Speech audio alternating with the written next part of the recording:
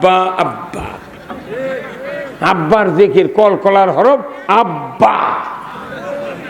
শাশুড়ি এনে গিঞ্জির টাকা দিয়েছে, লুঙ্গির টাকা দিয়েছে, তাই দিন কথা আম্মা। গুন্না করা ওয়াজিব, একালিবের মধ্যে আম্মা। শাশুড়ি কয় জামাই ফাঁসি একটা কুকিলের মতো ডাকে। আমাদের দেশে বাপক কয় বুড়া, মাওক কয় বুড়ি, আর শ্বশুরক কয় আব্বা, শাশুড়ি কয় আম্মা। মায়ের কি দাম? আপন মায়ের মতো দরদিনী হাইরে কে আছে সংসারে? আছে কেউ? আছে ভাই?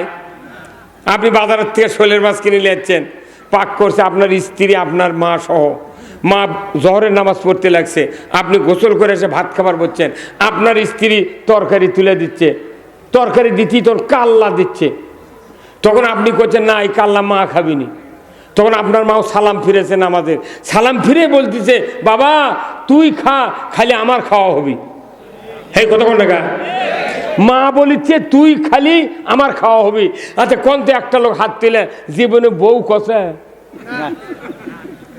যে তুমি খালি আমার খাওয়া হবে? আরে শাশুড়ি তেল পিঠা, পাকান পিঠা ভাজার জন্য পাতিলোর তেলের মধ্যে পিঠা দিয়ে কছে মা আমি আসরের নামাজ পড়বে যাচ্ছি, তুমি এই পিঠাটা একটু তুলো। আগেকার যুগের মা বোনেরা মুড়ি ভাজুক, তেল পিঠা করুক, স্বামী মুরব্বীরা না দেওয়া পর্যন্ত একটা পিঠা মুখে দেয়নি, মুড়িও খায় না। যাহা শাশুড়ি ওই বেটার মুখ থেকে নামাজ পড়ে গেছে, আসে দেখে বেটার বউ মুখ লড়াচ্ছে। কইতে কেমন তুই কি মুখ লড়াচ্ছ কে, খাচ্ছ নাকি? কইতে আম্মা দেখলো মিষ্টি হতে নাকি। মা কারে বলে আহা, সেই মা চিনি না। মায়ের কাছে পাও ধরে মাপলেন, পঙ্কজ কান্তি পমেট কিনে দেন, মুজা কিনে দেন, মা দোয়া করবে। তাহলে একজন ভালো সন্তান বানান জরুরি না হারাম? তো কয়জনের ঘরত মুন্সি আছে? আছে? কোন চেয়ারম্যানের বেটা মুন্সি নাই, এমপির বেটা মৌলবি নাই, মন্ত্রীর বেটা বক্তা নাই, কথা ঠিক কিনা? গরিব মানুষের বেটা মাদ্রাসায় পড়ে, আর ধনী মানুষের বেটা কেজিত পড়ে। কোনটি পড়ে? কেজিত পরে 22 বছর পরে ওই বেজি হয়ে আসে, হাঁস ধরে আর খায়। আর কি সুন্দর ছাত্র! আমার রসুল বলেছেন ও দুনিয়ার মানুষেরা, আল্লাহ যার কল্যাণ কোরআনের জ্ঞান দেয়, আল্লাহ তাদেরকে কল্যাণ দেয়। ধরে কোন আল্লাহু আকবার। আজ থেকে 1500 বছর আগে আল্লাহর নবী যখন মক্কাতে জন্ম নিলেন, এক এক করে যখন বয়স বাড়তেছে, বাড়তে বাড়তে যখন 21 বছর বয়স, মক্কাতে দুর্ভিক্ষ দেখা দিল। আল্লাহর নবীর চাচা, তিনি তো নবী হন নাই, চাচা ছিলেন আবু তালেব। আবু তালেব বলল ভাতিজা তোমার বাবা নাই, মা নাই, আমার তো সন্তান আছে, তো তুমি আমার বাড়িতে থাকো। তবে আমি একটি কথা বলবো, এই সময় যে দুর্ভিক্ষ দেখা দিয়েছে, কিছু কর্মসংস্থান করা দরকার। ও মুহাম্মদ, তোমাকে যদি মক্কাতে কারো বাড়িতে একটু কর্মসংস্থান দেওয়ার ব্যবস্থা করি, তুমি কি কাজ করতে পারবে?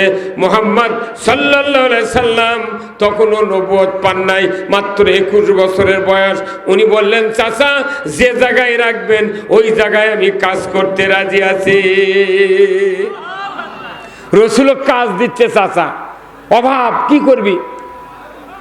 আল্লাহর নবী মুহাম্মদুর রাসূলুল্লাহ সাল্লাল্লাহু আলাইহি সাল্লাম বললেন চাচা আপত্তি নাই, কাজের ব্যবস্থা করেন। আবু তালেব মক্কার ভেতরে ঢুকলেন, ঢোকার পরে কয়েকজনের সাথে দেখা করলেন, শেষ পর্যন্ত হযরত খাদিজার সাথে দেখা করলেন। 3 জন স্বামীর পর হযরত খাদিজা, মক্কার ভেতরে 7 জন ধনী মানুষ, তার ভেতরে 3 নাম্বার। ধরে কোন আল্লাহু আকবার। খাদিজাকে বললেন খাদিজা, ও খাদিজা আমার একটা ভাতিজা আছে নাম মোহাম্মদ, তুমি কি একটু কাজের ব্যবস্থা করে দেবে? যদি দিতে আমি বড় শান্তি পেতাম। খাদিজা বললেন ও বাপজান, আপনার ওই ভাতিজাকে আমার সামনে হাজির করে দেন, আমি দেখব, যদি পছন্দ হয় আমি তাকে কাজ দিতে রাজি আছি। জোরে কন্যা আল্লাহু আকবার। কাজের ব্যবস্থা হয়ে গেল। পরের দিন মুহাম্মদ সাল্লাল্লাহু আলাইহি সাল্লামকে নিয়ে আবু তালেব চলে গেলেন। রসুলের দিকে তাকানো মাত্রই খাদিজার চোখটা ঝলসে গেল, এই মানুষকে কেমন করে আমি চাকরি রাখবো? তারপরে অভাব, মুরব্বী বলেছেন আমি রাখবো। কয়েকদিন হয়ে গেল, চাকরি জয়েন হয়ে গেল, করে গেল। হঠাৎ করে খাদিজা একদিন সকালবেলা নাস্তার পর, আমার রসুল, আপনার রসুল তখনও নবী হন নাই, মুহাম্মদ ছাগল নিয়ে দুম্বা নিয়ে মরুভূমি প্রান্তরে যায়। খাদিজা হঠাৎ করে জানালার দিকে বসে থেকে মুহাম্মাদের আচরণ দেখে। এই সন্তান, এই ছেলেটা আমার বাড়িতে আসার মাত্রই দুধ বাড়ল, দুম্বার বাচ্চা বাড়ল, ছাগলের ব্যবসায় উন্নতি হলো। এত চরিত্রবান এই ছেলেটা, এত সুন্দর চেহারা, এত কথা ভালো, এক আদর্শ দেখার জন্য সকালবেলা নাস্তা করে মুহাম্মদ সাল্লাল্লাহু আলাইহি সাল্লাম দুম্বা নিয়ে ছাগল নিয়ে মরুভূমি প্রান্তরে যাচ্ছে। এমন সময় খাদিজা জানালায় বসে একটু চেহারা দেখছেন, দেখি মুহাম্মদ কেমন করে মরুভূমির ভেতরে ছাগল নিয়ে দুম্বা নিয়ে যায়। জানালায় বসে থাকতে মুহাম্মদ সাল্লাল্লাহু আলাইহি সাল্লাম মরুভূমির ভেতরে ছাগল নিয়ে যখন নামিয়ে পড়লেন, দেখা যায় মুহাম্মদ সাল্লাল্লাহু আলাইহি সাল্লামের মাথায় কে যেন ছায়া দিচ্ছে, হাতে ছাতা নাই, মাথায় কাপড় নাই। রাস্তায় প্রচুর লোক, একটু ভিতরে নিয়ে না থাক ওখানে সিকিউরিটি গার্ড এমনি যা আছে, এই কজন ঠিক হলি ময়দান গরম হয়ে যাবে, কথা ঠিক কিনা? আমার ভাইরা, আমি আপনাদেরকে বলতে চাই, হযরত খাদিজা রাদিয়াল্লাহু তাআলা আনহা জানালে দেখে মুহাম্মাদের মাথায় ছায়া। সুবহানাল্লাহ! কে ছায়া দেয়? কারো হাতে ছাতা নাই, কে ছায়া দেয় দেখার জন্য। প্রথম দিন চলে গেল, দ্বিতীয় দিন চলে গেল, একই দৃশ্য। তৃতীয় দিনের বেলায় খাদিজা চিন্তা করলেন, আজকে আর জানালা থেকেই দেখবো না, আমি খাদিজা মরুভূমির ভেতরে গিয়া কে মুহাম্মাদের মাথায় ছায়া দেয় সচক্ষে আমি দেখতে পারবো। ধরে কন মারহাবা। হযরত খাদিজা মরুভূমির প্রান্তরে চলে গেলেন। আকাশের দিকে নজর করে দেখেন বিরাট সূর্য, সূর্যের সামনে এক খণ্ড মেঘ এমনভাবে কে যেন সেট করে রেখেছে। মুহাম্মদ জোরে যায়, ছায়াও জোরে যায়, আসতে যায়, ছায়াও আসতে যায়। এক সেকেন্ডের জন্য ওই মক্কার তীব্র সূর্যের তাপ রসুলের শরীরে লাগতে দেয় না। কি যোগ্যতা সম্পন্ন লোক! আমরা ছাতা ধরলে ঝড়ির মধ্যে ছাতা বাতাসে উল্টে যায়, তাই না? আর রসুলের হাতে ছাতা নাই, কাপড় নাই, ছায়া দিচ্ছে আকাশের মেঘ। এই মেঘ সেট করেছেন কে? চিৎকার দিয়ে বলেন কে? যে মানুষটা আকাশের মেঘ ছায়া দিল সেই মানুষ আমাদের নবী। সেই মানুষ গালায়, সেই মানুষের আদর্শ মানার কথা বললে মানুষ রাগ করে, কথা ঠিক কিনা? আমার রাসূল বলেছেন, মান আহাব্বা সুন্নতি ফাকাদ আহাব্বানি ওয়া মান আহাব্বানি কানা মাই ফিল জান্নাহ। আমার রাসূল বলেছেন, যে ব্যক্তি আমার সুন্নাহ ভালোবাসলো সে আমাকে ভালোবাসলো, আর যে আমাকে ভালোবাসলো সে যেন আমার সাথে জান্নাতে থাকলো। জোরে কন্যা মারহাবা। আমরা কি রসুলের আদর্শ মানতে রাজি আছি? কারা কারা দুহাত তুলে আল্লাহকে দেখান। লিল্লাহে তাকবীর, নারায়ে তাকবীর। আল কোরআনের আলো, দুনিয়ার মুসলিম, বাংলার মুসলিম, বগুড়ার মুসলিম, সারিয়াকান্দির মুসলিম, ফুলবাড়ির মুসলিম। লিল্লাহে তাকবীর। রসুলের আদর্শ মানবেন, নবীর সাথে জান্নাতে যাবেন। কি খারাপ লাগে? জান্নাত কি খারাপ জায়গা? আমার ভাইয়েরা, রসুল সাল্লাল্লাহু আলাইহি সাল্লাম তখনও নবী হন নাই। খাদিজা দেখতে পেলেন আকাশের মেঘ রসুলকে ছায়া দেয়। দেখা মাত্রই উনি বাড়িতে চলে আসলেন। সন্ধ্যার সময় আমার আপনার নবী বাড়িতে আসলেন, যিনি এখনো নবী হন নাই। মাত্র 24 বছর পার হয়ে গেল, 23 পার হয়ে গেল, 25-এ পদার্পণ করলো। ধরে কোন আল্লাহু আকবার। মুহাম্মদ রসুল হন নাই, 25 বছরের যুবক। খাদিজা সন্ধ্যার সময় ডেকে বলছেন, ও মুহাম্মদ, তুমি একটু আমার কাছে আসো, একটু কথা বলবো। বলে বলেন, আপনি কি বলবেন বলেন। বলে মুহাম্মদ, আমি তোমাকে চিরসাথী করে নিতে চাই, তোমাকে আমি চিরসাথী করে নিতে চাই, তোমার মতামত জানতে চাই। মুহাম্মদ সাল্লাল্লাহু আলাইহি ওয়াসাল্লাম তখনও নবী হন নাই। উনি বললেন, ও মুনিব, আমার মায়ের পেটে যখন আমি 6 বছর বয়স, আমার আব্বা দুনিয়া থেকে বিদায় হয়েছেন। আমার যখন 6 বছর বয়স, মার সাথে বাবার কবর জিয়ারত করতে গিয়া আমার মা মারা গিয়েছেন। 7 বছর বয়সে আমার দাদা মুত্তালিব মারা গিয়েছেন। ওগো মুনিব, আমার একটা চাচা আছে আবু তালেব, আমাকে কোলে কাকলে মানুষ করেছেন, ওনার ছেলেগুলিকে সরাইয়া দিয়া আমাকে বিছানায় ঘুমাইয়েছেন। ওগো মুনিব, আমার ওই চাচার বিনে পরামর্শে আপনাকে একটি কথা আমি বলতে পারবো না। খাদিজা সহধর্মিনী হবি, রসুলের সাথে বিবাহ বন্ধনে আবদ্ধ হবেন। জোরে কোন আলহামদুলিল্লাহ। রসুলের 25 বছরের কি চরিত্র, একটা ধনী মানুষ। তাই বলতেছে যে আপনাকে আমি স্বামী হিসেবে গ্রহণ করতে যাচ্ছি। তখন উনি বলছেন যে না, চাচার পরামর্শ ছাড়া বলতে পারবো। আর আমাদের দেশে যদি এই সারেকান্দির একটা যুবক যদি একটা বৃদ্ধা মহিলা কয় যে আমার 8টা গরু আছে, 2টা বাসা আছে সারেকান্দি, 40 বিঘা জমি আছে, আমার তোমার খুব পছন্দ হচ্ছে, তোমার সাথে বিয়ে বসবো, তুমি কি রাজি আছো? তখন কবি এখনই সব উগ্র কি কথা কন না, লটারি খেলা হচ্ছে, এখনই বিয়ে পড়ামো। চরিত্র দেখেন রসুলের 25 বছরের চরিত্র কাকে বলে। আল্লাহু আকবার। এই চরিত্র যদি আমাদের দেশের যুবকের থাকতো, তাহলে কোনো যুবক পিতামাতার বিরুদ্ধে গিয়ে বিবাহ করতো না।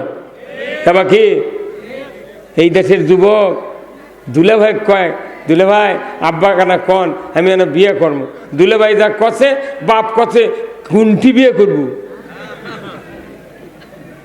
তোর দাঁত ফাটামো। যাহা কছে রাত্রে মোবাইল করে মেয়ে গেলেও চলে গেছে ওই ঢাকা সাভারের রপ্তানি গার্মেন্টসে চাকরি লাগিয়েছে। 3 মাস চাকরি করছে, ওই বউ আর একজনের সাথে চলে গেছে। বিয়ে করবার চাচ্ছে, বাপে বিয়ে দেয়নি, ওই খেপে গার্মেন্টসের চাকরি লাগিয়েছে। 1.5 বছর পর দেখে গাই বা চুল্লিয়ে চলে যাচ্ছে। রসুলের চরিত্র আজকে বাংলাদেশের যুবকদের ভেতরে থাকতো, আল্লাহর ইজ্জতের কসম জীবন গেলেও পিতামাতার বিরুদ্ধে মতামত নিয়ে বিবাহ করতাম না। ধরে বল ঠিক কিনা? আল্লাহ রাসূল বলছেন কিয়ামতের দিন 7 প্রকার ব্যক্তি আরশের নিচে জায়গা পাবে।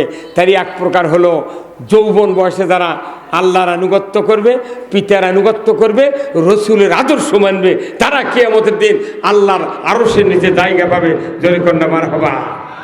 ও যুবক ভাইরা, অনুরোধ করছি পিতামাতার বিরুদ্ধে মতামত দেবেন না। পিতামাতা যত অশিক্ষিত হোক, দুর্বল হোক, পিতামাতা যা বলবে 100% আল্লাহ তাআলা কবুল করে। ওই হুমা জান্নাতুকা ওয়া নারুকা, ওই পিতামাতায় জান্নাত, পিতামাতায় জাহান্নাম। যে পিতার দিক নেক নজরে তাকালে হজের সওয়াব, 6 লাখ টাকা লাগে হজ করতে, আর নেক নজরে তাকালে প্রতি নজরে নজরে হজের সওয়াব। কতক্ষণ সেই বাপের দিক খেপিয়া করছে, তুই কি বুঝিস? রাগ করে বাপের দিকে 1 কোটি বছর তাকালেও কোনো হজের সওয়াব হবে না। কথা ঠিক কিনা? কত মানুষ আছে যুবক ভাই, আপনাদের এখানে ভালো, আমাদের দিক কিছু যুবক আছে বিয়ে করেছে, শ্বশুর না পালসার দেশে, তাই জন্য এতই ডাকে বুঝছেন, খালি কয় আব্বা আসসালাম আলাইকুম, আব্বা বসেন, আব্বা থাকেন, আব্বা আব্বা আব্বা। আব্বার জেকের কলকলার হরফ আব্বা। শাশুড়ি না গিঞ্জির টাকা দিয়েছে, লুঙ্গির টাকা দিয়েছে, তাই জন্য কচ্ছে আম্মা। গুন্না করা ওয়াজিব, 1 আলিফের মধ্যে আম্মা। শাশুড়ি কয়া জামাই ফাঁসি একটা, কোকিলের মতো ডাকে। আর আল্লাহর নবী কছে যে নিজের বাপের সামনে, নিজের শ্বশুরক, নিজের মায়ের সামনে নিজের শাশুড়ি যদি আব্বা আম্মা বলে ডাক দেয় জোরে জোরে শ্বশুর আর শাশুড়ি, বাবা আমার যদি মন খারাপ হয়, রসুল বলছেন ওই সন্তানের জন্য জাহান্নাম, ওই সন্তানের জন্য জান্নাত হারাম। আমাদের দেশে বাপক কয় বুড়া, মাওক কয় বুড়ি, আর শ্বশুরক কয় আব্বা, শাশুড়ি কয় আম্মা। কোথায় মুসলমান? ও আর শুনলে হবে না। ওই আপনার জন্য জান্নাত, ওই পিতা ওই মাতা ধরে কোন আল্লাহু আকবার। কার কার মা বেঁচে আছে হাত তোলেন তো দেখে। ওরে বাপরে, আলহামদুলিল্লাহ রে, এতগুলো মানুষের মা বেঁচে আছে, নামান হাত। সর্বনাশ, এটি কারু মা মরেনি বারে, আল্লাহু আকবার। আমার নবী বলেছেন আল জান্নাতু তাহতা আকদামিনা উম্মাহাতিকুম, মায়ের পায়ের তলে সন্তানের জান্নাত। ও আমার যুবক ভাইয়েরা, ও আমার মুরব্বিনে কেরাম, যাদের মা দুনিয়ায় বেঁচে আছে, আমার রসুল বলেছেন ওই মায়ের পায়ের তলে জান্নাত। এই জান্নাতি পা হলো মায়ের পা, ধরে কোন আল্লাহু আকবার। এই যে শীত শুরু হচ্ছে, কত মানুষ মোজা পায়ে দেয়, ওই জান্নাতি পাওটা ফাটে যাচ্ছে। মায়ের দুটা পায়ের নিচে জান্নাত, জান্নাতি পা ফেটে যায়, খেতা ছিঁড়া যায়, কোনো মেরিল দেয় না, পঙ্কজ কান্তি দেয় না, কোনো লোশন দেয় না। কিন্তু বিবাহ করার পর যে মহিলাটা আপনি স্ত্রী হিসাবে নিয়ে এসেছেন, ওর 9 ইঞ্চি কপাল থেকে থুতু পর্যন্ত যত মেডিসিন আপনি কিনে দিয়েছেন খালি ফর্সা করার জন্যে। সুবের নাই, তা ফেস ওয়াশ দিয়ে হয়। বেড়াবের দেখতে চোখের ভুরুর উপর গোলাপি কালার বেড়ে করছে ইয়ে পেটনি সাজিছে, এই কথা কন দেখা। আর মায়ের পাও ঠান্ডা লাগিচ্ছে, আপনি যাদের মা বেঁচে আছে হাত তুলেছেন, আগামীকাল হাত ফুলবাড়ি যায় এক জোড়া মোজা কিনে মাক দিয়ে দেবেন। কি রাজি আছেন? মাত্র 30 থেকে 50 টাকা লাগবে। দামি মোজা কিনলে 60 থেকে 80 টাকা লাগবে। 80 টাকা দিয়ে মাও এক জোড়া মোজা দেবেন, বাপক দেবেন 80 টাকা দিয়ে এক জোড়া মোজা। ওই মা বাবা প্রতিদিন সকালে মোজা পায়ে দিবে, যখনই পায়ে দিবে মোজা, তখন আপনার কথা মনে হবে, কথা ঠিক কিনা? আপনি সন্তান হিসেবে যদি বলতে পারেন, মা এতদিন যা করছি ভুল করছি, মা কাল বক্তৃতা শুনছি তোমার পায়ের তলে জান্নাত। মা যে পায়ের তলে জান্নাত, এই পাও যদি শীতে কষ্ট পায়, আমার বাচ্চা থাকার থেকে মরাই ভালো। কি পারবেন যুবক ভাইরা? পারবেন? কালকে সবে আবার ফুলবাড়ি গেলে ওই মুজার দোকানদার দাম বেশি নিবি, কথা কন, বিভিন্ন বাজার থেকে কিনে নিয়ে আসবেন। কি হুজুর, মায়ের কি দাম? আপন মায়ের মতো দরদিনী হাইরে কে আছে সংসারে? আছে কেউ? আছে ভাই? আপনি বাজারের থেকে শোলের মাছ কিনে নিয়ে যাচ্ছেন, পাক করছে আপনার স্ত্রী, আপনার মা সহ। মা জহরের নামাজ পড়তে লাগছে, আপনি গোসল করে এসে ভাত খাবার বলছেন, আপনার স্ত্রী তরকারি তুলে দিচ্ছে, তরকারি দিতেই তোর কাল্লা দিচ্ছে, তখন আপনি করছেন না এই কাল্লা মা খাবিনি। তখন আপনার মাও সালাম ফিরেছে নামাজের, সালাম ফিরে বলতেছে বাবা তুই খা, খালি আমার খাওয়া হবি। এই কতক্ষণ টাকা মা বলিচ্ছে তুই খালি আমার খাওয়া হবি। আচ্ছা কোনতে একটা লোক হাত তুলে জীবনে বউ কষে যে তুমি খালি আমার খাওয়া হবে? আরে শাশুড়ি তেল পিঠা, পাকান পিঠা ভাজার জন্য পাতিলোর তেলের মধ্যে পিঠা দিয়ে কষে, মা আমি আসরের নামাজ পড়বে যাচ্ছি, তুমি এই পিঠাটা একটু তুলো। আগেকার যুগের মা বোনেরা মুড়ি ভাজুক, তেল পিঠা করুক, স্বামী মুরব্বীরা না দেওয়া পর্যন্ত একটা পিঠা মুখে দেয়নি, মুড়িও খায় না। যাহা শাশুড়ি ওই বেটার মুখ থেকে নামাজ পড়ে গেছে, আসে থেকে বেটার বউ মুখ লড়াচ্ছে, কোথায় কেমন তুই কি মুখ লড়াচ্ছ, কে খাচ্ছ নাকি? কোথায় আম্মা দেখলো মিষ্টি হতে নাকি? মা কারে বলে আহা, সেই মা চিনি না। মায়ের কাছে পাও ধরে মাপলেন, পঙ্কজ কান্তি ফোমেট কিনে দেন, মুজা কিনে দেন, মা দোয়া করবে, 100% দোয়া কবুল হবে। আপনি হুজুরের পাও তেল পীরক দিয়ে ডাব দিচ্ছেন, হুজুরক তেল মারিচ্ছেন, সবচেয়ে বড় পীর হলো আপনার মা বাবা। এই হাফেজে মাদ্রাসার যারা পড়ে, গরিব মানুষ যারা আছে, অশিক্ষিত মানুষ আছে, এরাই বেশি বাপ মাও ভালোবাসে।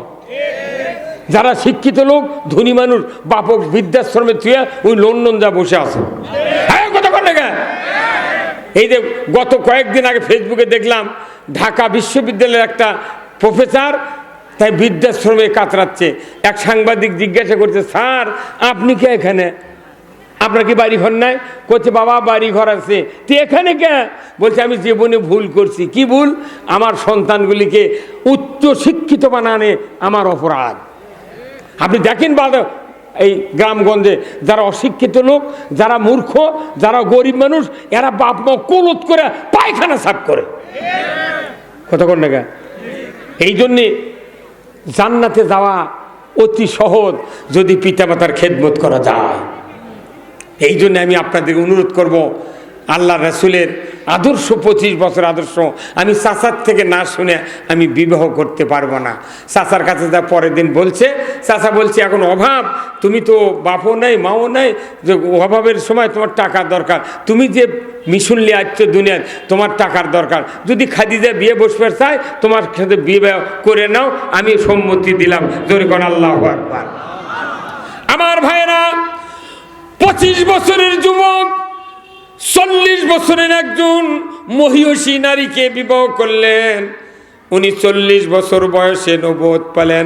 25 থেকে 40 15 বছর, 15 আগে আমার ভাইয়েরা 12 বছর বয়সে যখন 25 থেকে 12 হলো, এই 37 বছর বয়সে 32-33 বছর বয়সে আল্লাহর নবী মুহাম্মদ সাল্লাল্লাহু আলাইহি ওয়াসাল্লাম নবুয়ত পান নাই।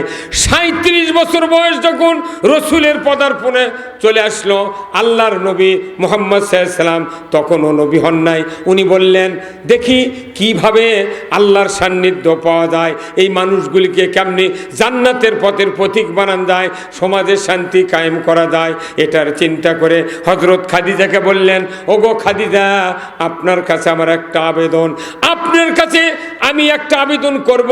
আবেদনটি হলো, আমি আর লোকালয়ে থাকবো না, আমি এমন একটা জায়গায় নিরিবিলি অবস্থায় থাকব, যে জায়গায় হলো জাবালে নূর, গারে হীরা পাহাড়ের গুহায় আমি থাকব।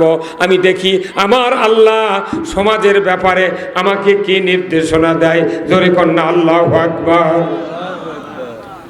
আল্লাহর নবী বললেন, খাদিজা আমি থাকবো জাবালে নূর, গারে হীরায় সেজদারত, আমি ওখানে ধ্যানে থাকবো।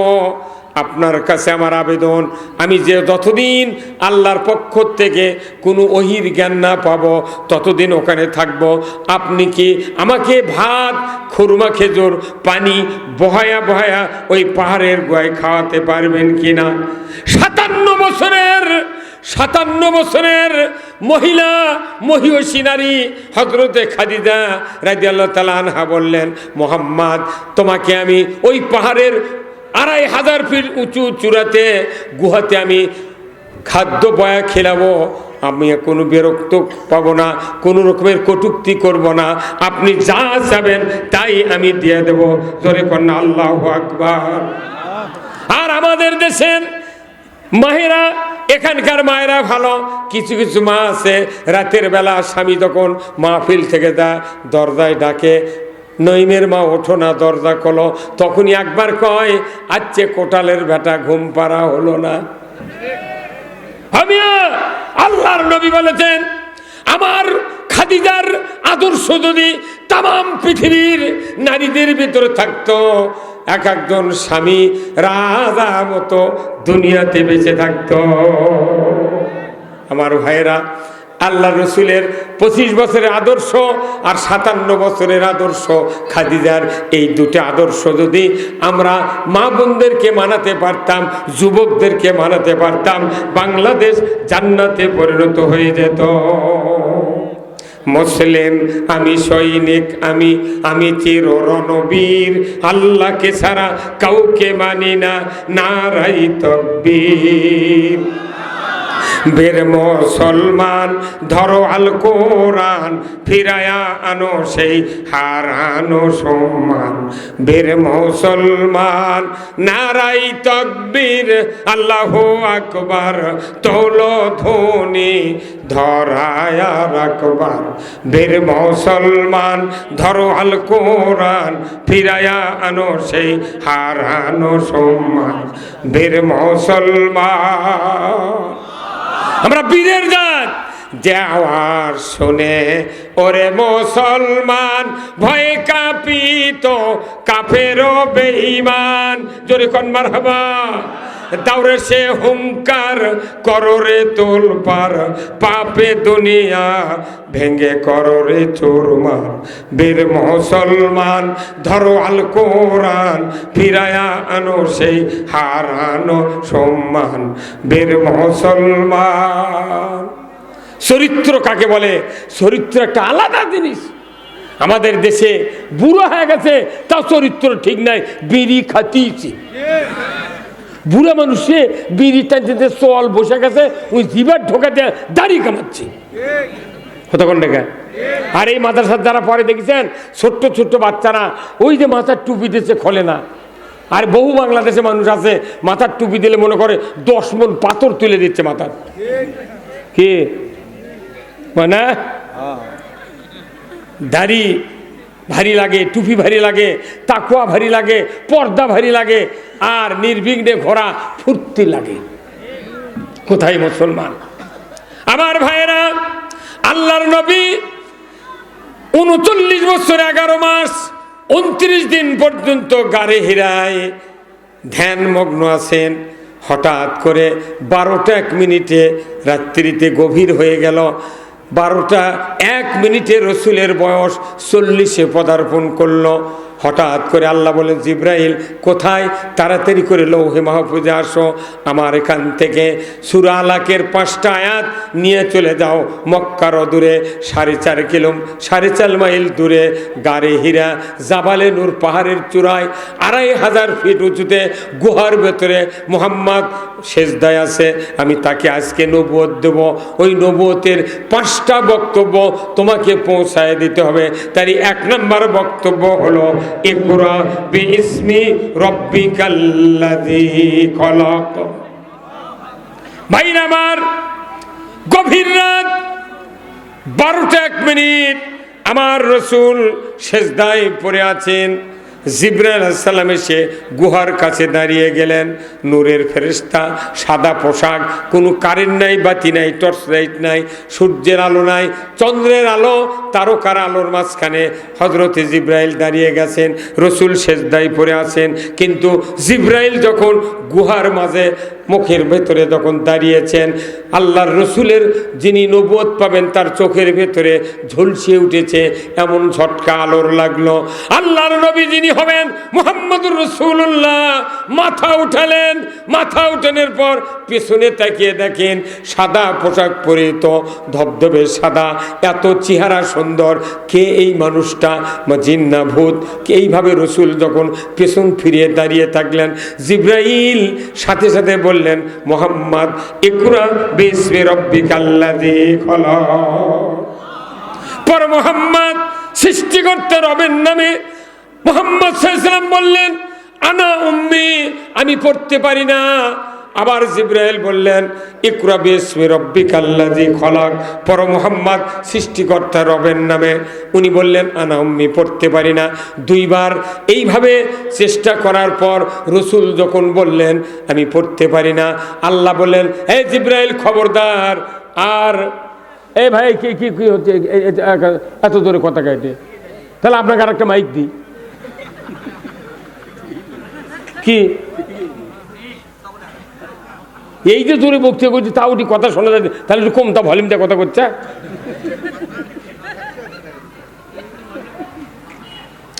ভাইরা আমার, দুঃখ বেদনায় কলিজা ফেটে যায়। রসুলকে 2 বার জিবরাইল চাপ দিলেন পড়ুন মুহাম্মদ। আল্লাহর সহ্য হলো না, তৃতীয়বার বলার জন্য জিবরাইল আলাইহিস সালাম প্রস্তুতি নিচ্ছেন। আল্লাহ ধমক দিয়ে বলেন, জিবরাইল খবরদার, কার সাথে তুমি পেশার দাও? তুমি জানো না যে মানুষটাকে আমি নবীদের ইমাম বানিয়েছি, নবীদের ইমাম বানিয়েছি, সুলতানুল আম্বিয়া, আশরাফুল আম্বিয়ার ভেতরে যত নবী আছে সমস্ত নবীদের নবী আমার মুহাম্মদ, তাকে নবুয়ত দিচ্ছি, খবরদার চাপ দেবে না। তোমার